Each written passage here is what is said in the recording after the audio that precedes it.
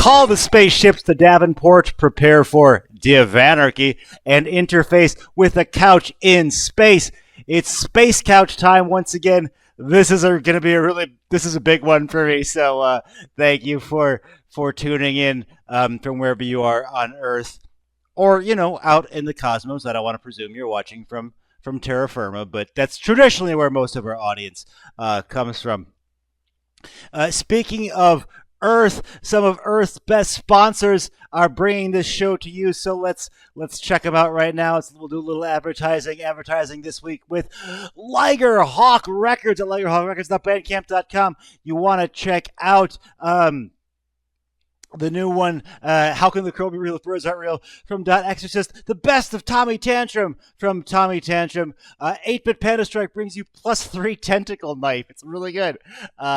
Decade Decoded from James Netherwald. It's very good. It's really sad, but it's really good. Invictus's self-titled EP, Invictus. It's dope. Interfaced from Dot Exorcist out of Pennsylvania. Then we have Oi Bruv Throw Me in the Bin, also from Dot Exorcist, lots of singles. Enter the Octagon, the first label sampler is free, and it's there.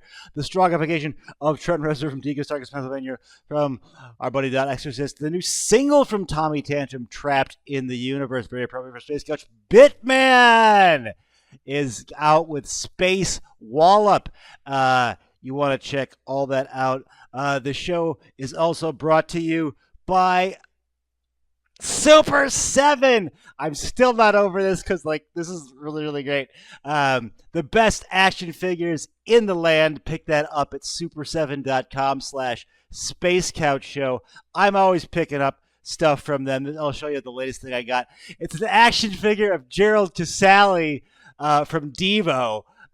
You can see the other Devo guys in the back there, but I've completed my Devo lineup thus far. You can pick that up at super7.com/spacecouchshow. So, ladies and gentlemen, the guest this week is wildly influential. For myself, I'm sure many of you out there. So let's just get right into it, ladies and gentlemen. Please welcome from Seraphim Shock, Charles. What's going on, man? Ryan, how are you, brother? I am great, just out here on a couch in space, drifting through the cosmos, interviewing rock stars, and it's pretty awesome. So we'll start with a segment that has reached title graphic status here on Space Couch, that we call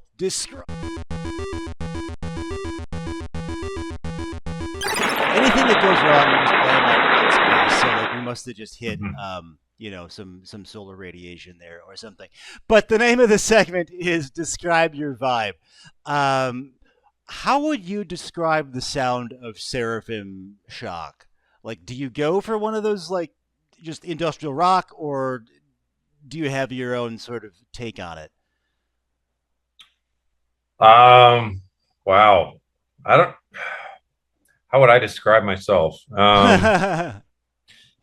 Yeah, my influences and things just kind of really run the gamut. Okay. All over the place, style-wise. I think that, my voice kind of holds everything together. Mm-hmm. But if you took my vocals out of it, you're going to get everything from 3-chord punk rock to, electronic stuff, to straight up metal, to piano ballads. Obviously, I think there's, there's that Halloween vampire kind of vibe thing, kind of obvious. But I've always just let other people, do that. Okay.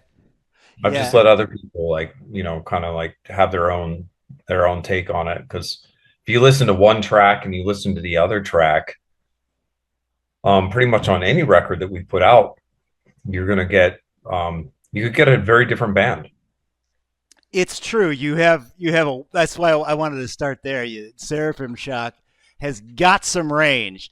Are we doing melodic or electronic, or just crunch? It's all over the road. in the best possible way. We'll get into the fantastic newness that is forever and always. Somewhere in time, forever, in no ways, forever, your ghost in me, forever. Tell us about this track in particular. Does what significance might this hold for you? Well, the lyrics are kind of, they're kind of all over the place, just different things that hit me at points in my life. Mm-hmm. More recently, I think like the title really for me is more of a statement that I'm all in no matter what happens, Mm. Oh, really? Okay, awesome. no matter what. No matter what anybody says or does or how things unfold, that I'm all in. I've been through a lot. I was in a really vicious war over my publishing. Oh, Um, brutal. we disappeared for 7 years because of that. Oh, really? I think a lot of people don't really know a lot of the history over a 30-year span. Yeah, no kidding. We were talking before the show that I've been a fan for most of my time on this planet. I mean, not space, but like, you know what I'm saying. But that I didn't know that there was a label battle up in there or a publisher. Yeah, there was a nasty stalemate with the former investor slash label, and it became very personal. Um, Oh, I chose not to release anything for 7 years. There was no album releases for 10. And I think that people just thought, they're done. right. They've gone away. And I had a personal training business, and I had to keep quiet about a lot of things because of where I stood, like, long term. Eventually, the publishing to my entire catalog was returned, Hell yeah. which is awesome. So moving forward, I'm completely free. I Oh, own everything. I own my merch. Um, which I think a lot of people who just music lovers out there that haven't been an artist in the industry themselves think that, artists, oh, well, they just got older, so they just mm. went away. And most of the time it's like, no, most of the time people you stop seeing people because they don't own their music. Yeah. I mean, Their label deal, they still, even if it's a small independent label, that label owns the publishing. That happens a lot. And they're like, well, what happened to so and so? So without going on some hour okay. long rant about that, yeah. So forever and always, the title to that is just, for me, it's kind of a statement. But the lyrics within it, outside of the chorus, I lost my dog, which I think people, with the nature of what I do Hmm. artistically, people are really like, what? This Halloween band, and this guy's like sitting here talking about his It dog. probably relates to many of our users. No worries, man. Yeah, and it was just crushing. Absolutely. She went everywhere with me, for over a Oh, decade, and my father died last year, so it was a combination of things that, um, and no real sadness, to be clear, not sadness so much with my dad, because my dad was 92. I mean, he wow. lived a full life. Right. So, but yeah, just looking at life and just, kind of those moments where you see those spirits kind of like peering through back at you. And I think that connection that you have with somebody, um, that kind of goes forever. Wow. So I try to overcomplicate No, that that's amazing. I like description, but so that's kind of where that comes from with that song. Yeah. there is a lot compressed in there. I mean, audio puns notwithstanding, that is a lot going on in that song. Um, I'm curious about the Seraphim Shock process, at least on this one? Like, did like physically, does it start in the DAW for you, or do you just you like you get guitar guy and like base it around like a lick or something like that? I think it just really depends on the song. Okay. Truth is, most of the stuff that I'm definitely not a jam guy, so I Okay. don't sit around and tinker on my guitar, my keyboards, or all of that. Um, I tend to write shit in my head, Okay. and I hear it. Um, I kind of make fun of myself. I'm not a great guitarist. I'm not a great pianist. I'm not a great bassist or drummer or any of that. But I'm a songwriter. Hmm. So I don't sit around and jam. Pretty Mm. much anytime I sit down, I write. Okay. And so the bulk of all of the songs, I don't know. I'll have an idea and it pops in my head and I'll start playing it. And sometimes that's a guitar, sometimes it's a Mm. piano, sometimes it's a synth bass. So I think with like the early Seraphim Shock, I did a lot of programming. Hmm. I used to use an Insonic VFX SD, my first couple of records. Hell yeah. I seriously, man, back then I was sitting there like Yeah. tapping synth rhythms out real time. I didn't have all of the stuff that everybody has today. I Oh mean, yeah. you come up with all these crazy, complex, precise rhythms today with On your all of these phone, different things. Right. And so as opposed to like having to do it all by hand. I never really stopped doing that. The Fairmount Chronicles, I'm not even on a laptop. I'm on a workstation. Awesome. I love it. I love it. I love it. I'm just, yeah, I have an M3 Korg. Yes. So I Oh, love the Les Paul Seraphim and Shock's the a hardware various guy, everybody. guitars that we use, so I think it just depends on the song and the instrument. Well, Because like we have a song coming out here in this summer that's attached to chapter 2, the Fairmont Chronicles chapter 2, and it's called All Those Devils. And it's a straight 3 chord, I'm came up with this like playing sitting on the edge of my bed, and I'll go in and program all the percussion and everything. But yeah, I'm not very modern with well, the whole approach. I mean, the proof is in the space pudding because it sounds awesome. At least forever and always, we will look for the upcoming track, All Those Devils. That's awesome. Space Couch homework, everybody. You got to watch out for that track. And presumably, we can hear those on your upcoming tour in November. That's exciting. We'll cut in those dates here. And you're coming to Knoxville, where I live on Earth when I'm on Earth. Yeah, we are. I've never played Knoxville, I've played Nashville, like a ton of times throughout the years. But we've never played Knoxville. So, and Tampa's our first. What's so crazy is so all these years and the tours we did and the one-offs and all of this, like Florida is the only place we've never played. Really? Every time we were supposed to play Florida, there's some crazy shit that would happen. Yeah. It was like uncanny. And so Tampa will be our first time in Florida. Every other place in America we've been.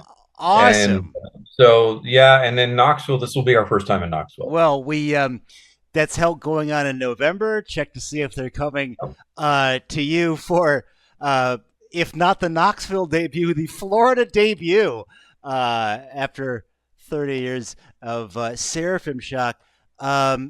What can people expect on this tour? Well, this is a short run. We got asked to hop on this tour. The main support for this tour is jumping off and hopping on to another tour. Okay. I go way back with Dead on a Sunday. Funny story, I actually used to train their singer as a personal nice. trainer. Ross and I go back about 16, 17 years. And that's kind of a long story because Ross had a whole other career in a different genre.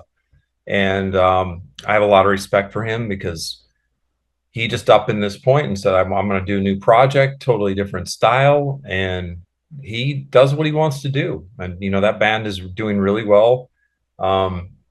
We've had done some shows with them. We did Atlanta, Nashville, and Denver with them. So we're going to hop on that for a week. My main focus this year has been making myself, get these songs done. I have a huge catalog of music that people have not heard. Oh, awesome. Okay. Yeah, there's a ton of material that I plan to release over the next several years. I've done a lot of songwriting, and it just wasn't recorded through all the shit that I went through. Okay. Yeah, so that's been my focus. And I had surgery, 6 months ago. And so my whole thing has been to get my body weight back up and get my body to 100% so that I can be what I'm accustomed to being on stage. Wow, the We guy felt good just about our did shows. The end of stuff. last year, we had some great shows. We just did fly-in dates. We did Uh-huh. Seattle, Hollywood, Denver, Nashville, Atlanta. But I was not 100% physically. So I'm just really, really focused on my health and getting these songs recorded. And so, a lot of new material coming. Well, that's exciting. Let's see. Let's address the extremely jacked elephant in the room. You've basically been ripped as shit your whole life, and so That's not true.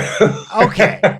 Well, I don't know if you came out the man, womb that's with sick funny. guns, but so far as you've been in my world line, you've been just a specimen. Where should somebody start if they're a noodle guy like me? Do you do 5 days a week in the gym? What's a good ground floor tip for our viewers? Well, I think it's important to start where you are. Okay. So the answer to that question really is about your level is the right level. And so it depends on your goal. Mm-hmm. It totally depends on your goal. Not everybody, wants to do what I ended up doing, with physique competition, bodybuilding. And I think that that's a big misconception because a lot of times when people go to a trainer, Mm-hmm. And you see some guy and he's like, super ripped and he does competitions and stuff, and people have the idea that that person thinks that everybody else should look like that, and that's Right. not true at all. So I think it's really about where you are and what you want to go, and then putting the pieces together to go after that goal, Mm-hmm. because that really is what you do is dependent upon what you're trying to achieve. Okay. So Cool. when someone's competing, they're eating. There was a point where I weighed 40 more pounds than I do currently, and all I did was eat. I mean, I seriously got up in the middle of the night to eat. I would eat 7 times a day. Wow. And so at 55, I'm not as dense. I'm still well conditioned. I'm not as dense as I was, say, in my early 40s, but I still feel pretty good. I'm doing good. You look like $1 million. And coming off surgery, I feel really good. Dude. So that's good. It's great. Do you find a lot of connection with it? Maybe this is a little too out there, but for me, like if I'm really in peak physical condition, a lot of stuff otherwise just falls into place. Like I don't know. Yeah. My mood's a lot better. I could write a song a lot easier. Is that your experience? Absolutely. It's been like therapy for me, Uh-huh. for sure. Okay. Yeah, I think it's kind of misunderstood, and I get it. It's different for everybody, but like I understand, like people who saw me, who knew me as like gothic vampire guy back in the 90s and 80s, actually. I am that old. And then all of a sudden they saw me, 2009, 2010, 11, I started competing, and you're bronzed obviously for stage Right. because you're really harsh lighting. So you have to, if you don't have that dark coat on your skin, the light will just bounce off of you. So that's why bodybuilders do that. I think that's another thing. People think bodybuilders just want to walk around with a bunch of orange shit on them.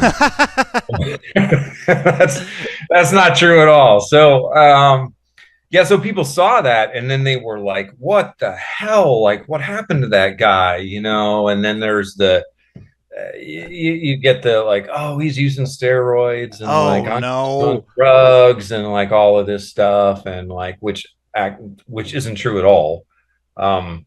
I was never that large, very conditioned, but I competed, at the level that I could be at, and I had no reason to.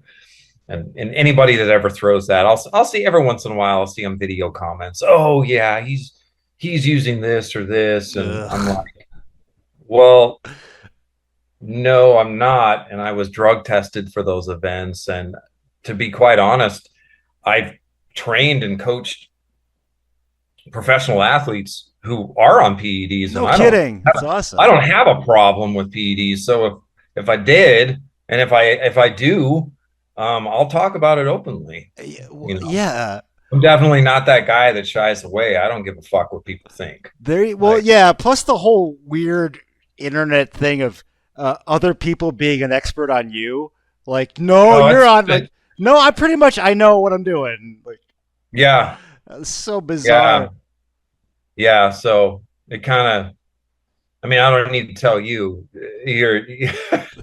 You've lived it too. I mean, you watch people will say, nasty things. They'll hop on some thread and say shit, and they're like, they don't even have the proper context to the conversation. I'm like, if you're gonna sit here and attack me, then So wild.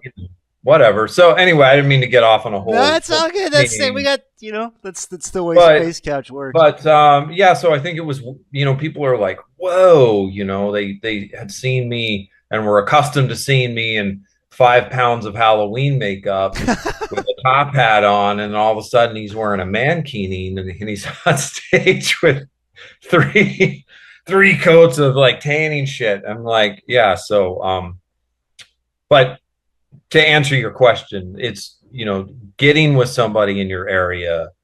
How do you go about that? Where should somebody begin where you are and get definite with yourself and set a goal. Like, That's this awesome. is what I want, and go after that. Very cool. Because I think Very the cool. biggest thing is people take their fitness emotionally. What do you mean? And the best thing you can do is to remove your emotion from it. I think anything else in your life, I would be like, yeah, get in touch with your emotions. But when it comes to your fitness and your physique, you want to look at your plan. This is my goal. Because your emotions will get in the way of achieving that. Interesting. Like, Which is I'll never be the Incredible Hulk. Why am I trying? The psychology of it, but Okay. people get really emotional about their diets and their training and stuff, and they tend to sabotage themselves, and they could go a lot further. They really could be what they in their head. They're like, oh, I don't know, I don't think I can be that. And I'm like, no, actually, you can. But it depends on how important it is to you. Don't let your emotions get in the way of training. I want to jump back into hi. I want to jump back into music for a second. All right, we got a mastiff Weimaraner back here. Hi. Oh, we love pets on Space Couch. It's all good.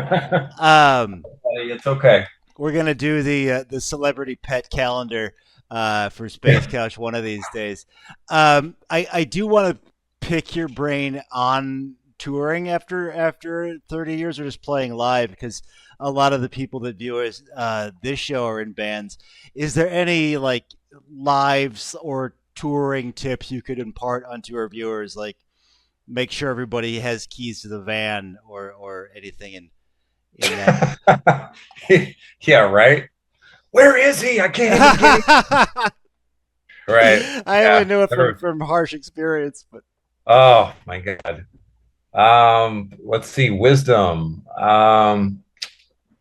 Well, I think when it comes to traveling, it's really important that you surround yourself with people that, this is much easier said than done, but Mm-hmm. surrounding yourself with people who are more than just playing your songs. Oh, And fascinating. that may Okay. sound really simple, but like really like the relationship you have with the people you travel with, um, need, the best you can is you need to have your best friends with you. Totally. The Totally. passion to do that because it's uncomfortable on the road. Yeah, I mean, it's a 45-minute set or whatever, but 9 hours to the next gig. That's okay. That's Right. smart. Yeah. I mean, we could go a long time on that one. But I mean, that's great. Like, it's just small things, like, I think, with the touring thing today, it's important to, I really try to encourage other artists because don't get caught up in the numbers of social media. like, Okay. likes or people going to your show and Yeah, stuff like that. yeah, Okay. because that doesn't like listen, I have friends who are in acts and their numbers are outstanding on social media and they're blowing up and it does translate. Okay. And they really are doing as well as what they look like on social media. However, I also know a lot of acts that have outstanding numbers Mm-hmm. and that doesn't necessarily translate to selling tickets. I've seen it. Selling Unfortunately. tickets, I've seen it and experienced it firsthand. So I say that actually in an encouraging way for people who don't have as many follows and likes Mm. because you can have some really good markets and maybe it doesn't look that way on social media, but I know bands that are really good with selling tickets and they have a fraction. Sage. It's kind of Sage. just a side note to touring because it's a very different day than when you and I started doing Yeah. this, because it's a social media world Right. and it's not all of that doesn't necessarily translate. I'm not saying, hey man, if you have a huge following in that, great, but don't get discouraged. I would say to other artists is you can build your own island and do very well without a lot of the hoopla. Totally, totally. Some of the best shows that I've done are like, the Facebook event has 6 goings or whatever, and then you step into the bar and you're like, holy shit, there's a lot of people here. So Yeah. very, very cool stuff. And you don't need to blow this up if you don't want to, but I just saw speaking of Facebook, on your feed, are you filming like a monstery type music video? Yeah, I'm gonna give it a shot. Yeah. Okay. I love the old Lon Chaney flicks. Hell yeah. When I was a little kid, those things would come on at like, midnight on Friday night, Saturday night. Yeah, and I have this idea that I want to mix in for one of our new songs. And yeah, it's going to be kind of all the old Monster Mash crew. Oh yeah. Yeah. All right. So I just love all those characters. I love the classics. I'm actually I'm not into like a lot of slasher flicks and things like that. yeah. I like that are a little more psychological, like The Others, the original Poltergeists, things that kind of, make you the Skeleton Key, paranormal, witchy kind of stuff. But I do love all those old monster flicks. Yeah, buddy. You were in good space company. Cool. Well, on that tip, let's jump into everybody's favorite. The features will start with Radiation Round, called that because lightning is exceedingly rare in space, but it's essentially lightning round. No wrong answers. Say whatever you want. Okay. Lightweights or heavyweights? Both. Both. Both. They're both important. Both are important. Both are important. Carbs, a necessary part of bulking up, or the devil's chemical shitstorm? Both. Both. Fantastic. Yes. Necessary. Most people think carbohydrates are evil and they're going to make them fat. Oh boy, that could be an hour-long segment. Could be an hour. Well, even just saying like Seriously, it's not as simple as carbs equal it is bad. not. It's Okay. not.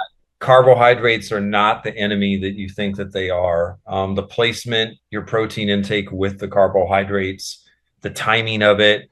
It's not as, I'm not trying to make it complicated, but there are things that are tied into, people just have this idea that like Right. carbohydrates made them fat. And Okay. there were a lot of other things. Okay. If you put on weight, it wasn't just the carbs. Totes. Even though I just said totes twice, I feel bad about myself. And we'll end on Frankenstein, Dracula, Creatures from the Black Lagoon, Werewolf, or something else.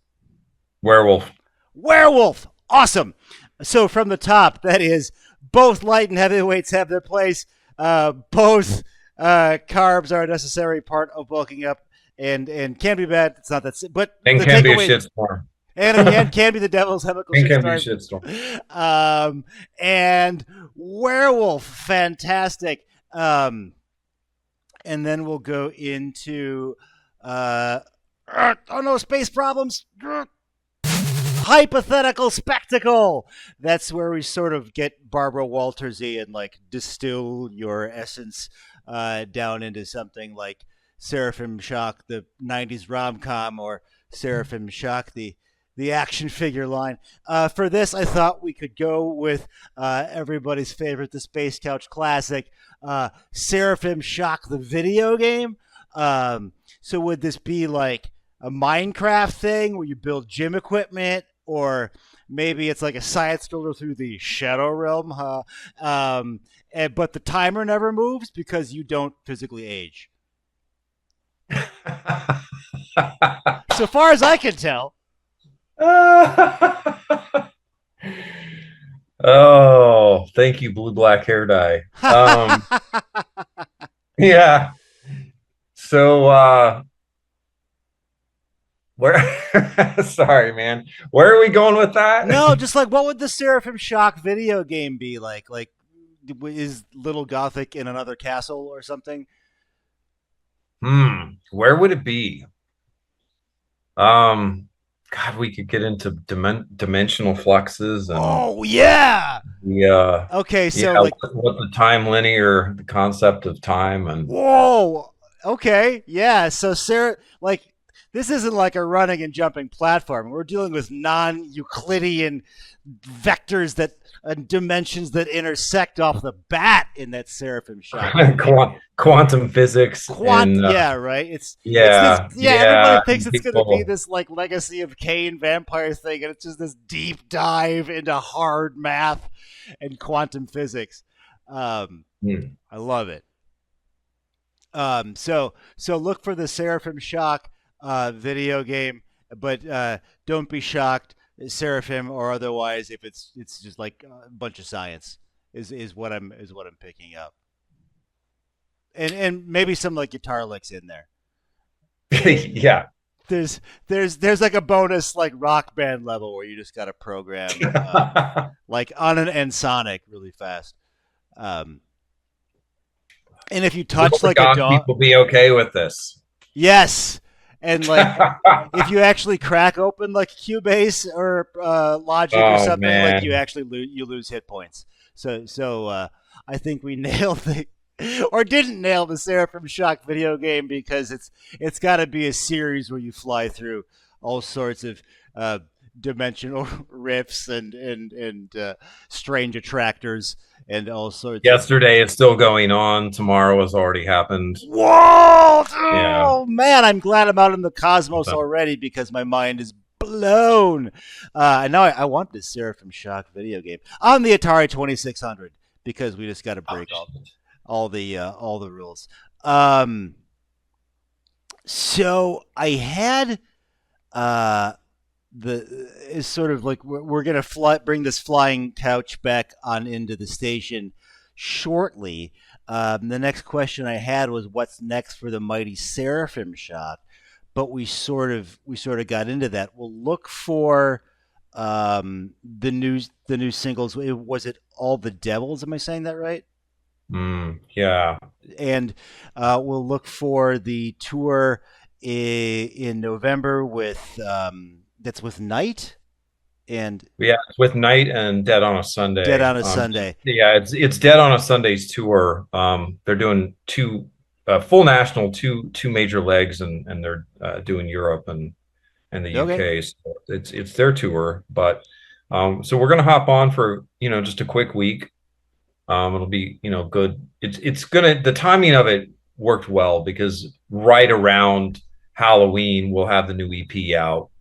Okay, hell And yeah. then I'm going to dive right into what would have been chapter 3 is kind of morphed into a full length itself. Well, it So sounds we'll like you probably have go quite a off bit on a of. different, just a lot of music. Yeah. And I just promised myself that, man, it's time. I've got to get this stuff done and get it out and let people hear it. I mean, that's got to be. Um, I mean, for any number of reasons, but just to have 7 years of a backlog that you can't release, like, I gotta. Yeah, I never stopped doing music. I just stopped releasing because I Wow. I Okay. realized that if I continued to release, like I could have just been like, even though I'm the main soul songwriter for the Mhm. most part, Seraphim Shock, but if I had continued to release music, like say I had done Charles Edward, Right. and there was a point when I was going to do that. Okay. Oh, really? Yeah, because I just didn't know if it was ever going to end. Wow. It But was that gnarly. I had some legal advice from an attorney in Hollywood who's handled much, much bigger situations than mine. And she was very adamant. She was like, you need to wait. She was like, I know how painful this is right now, but you need to wait. Because if you just start releasing music, there's just like, you're never going to get your music back. Wow. So you can't, like, without going into a huge spiel about Sure. it, you kind of had to play possum, essentially. Wow. So you I mean, gotta, that's how it felt to me. you It was gotta. like Speaking of, like we had to kind of almost like I had to kind of pretend like I was like dead. you gotta go into And torpor. Speaking of music from the Succubus Club, uh, so yeah. the Yeah, that was great, man. Like she sent me, I was like, oh shit. oh Like yeah, for that the listener. Wait, yeah, this was yeah. actually the credit to Michael from Cipher. The last or two guests ago we had on, he he messaged me. I don't know if you're familiar with the industrial rock band out of Canada, Cipher, but he messaged me going, "I'm going to be on the same show as Seraphim Shock," because he was a guest a few episodes back. So not only is that cool, he's like, "I've been listening to him since the music from the Succubus Club CD, the famous Vampire the Masquerade disc." And then I was like, "Wait a minute, I'm in that game now." So it was You're like in the game. it's kind of a Right. bizarre Yeah. 30-year in the making connection, but the show's not about me, about you. So like I said, on the tail end, what did we learn today? Forever and Always is out now. There's a lot going in that song, not only musically but emotionally. We learned that Seraphim Shock is a hardware guy still working it all out on workstations, which is just so cool. Yeah, playing guitar on the edge of the bed, Playing like guitar on the edge of the bed. like yeah, Um, writing songs just kind of like I would have done 20 years ago, really. well, writing songs in nonstop. Seraphim Shock never went away, you guys. He just kept writing. Had to go into the behind the scenes, let's say, for a while to work out some. But Yeah. sounds like just a beast of an ordeal. So happy. All my stuff recently came back under my ownership, and it's Awesome. so awesome to be like, I can I don't have to email a guy to ask him to email another guy to fix a typo on a thing. Like I can just do it, Mhm. and Mhm. so good. So I'm so Yeah. happy to hear that. But you just got your entire I got the catalog whole back. thing. Yeah, it's awesome. Awesome. Hell yeah. Um, nothing against those labels. Well, except for one of them, but we won't go into that there. No, I got you. I got you. Not everybody from the past is bad. Not everybody from the past is bad. Well said. Right. We'll catch you on tour, and if you out there in Space Couch Land are in the Knoxville area, say hi to me at that show because I'm not going to miss it for the world. We learned about getting ripped like our guest. It's all about the goals you have in mind. Both light and heavyweights have their place as well as carbs. Not the Devil's Chemical Shitstorm, although maybe I just named the next Gospels album. Yes. And the Seraphim Shock video game is coming out very soon, or maybe it already did, or maybe it's always been here because it exists along the timeline in several spaces at once. Maybe. And in the multiverse. Maybe. We'll see. It's Schrodinger's video game. So this is our out. Any final thoughts you want to drop for our Space Couch audience?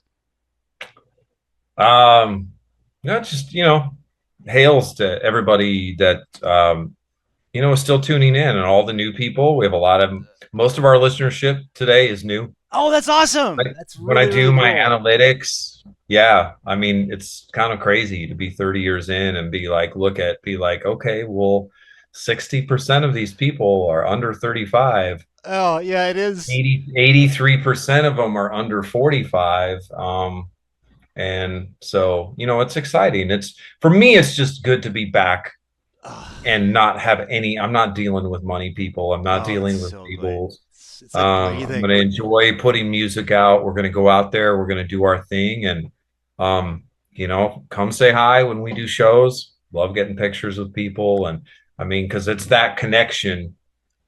That's, ultimately, that's the stuff that you remember years and years later. Is the connection that you made with people. That is such a good out. Oh, because all the other stuff is, bullshit. It's the industry is bullshit. We all know it. It's so true, man. Like some of the best. I hate to keep bringing it back to myself, but you're just making me think of something here on the out. We've been lucky enough to play like some big old festivals and stuff, but some of my favorite shows ever are like in a dude's kitchen where it's just like the connection's there. We have done that too. We've played house parties where people contacted us on major tours. We played this kid's birthday party in a garage in New Jersey. That's amazing. And I'm still friends with that family, this Greek family, 25 years later. We played someone's dining room in Huntsville, Alabama. Hell yeah. I love that kind of stuff. Right. Oh, well, we will see that connection on the tour. I'll make it at least a little bit professional. But until November, this is Brian for Space Couch, for Charles for Seraphim Shock, saying, call the spaceships to Davenport, prepare for Divanarchy, and interface with the cosmic Space Couch out. It's here. Dude, that was the best episode. I'll let you know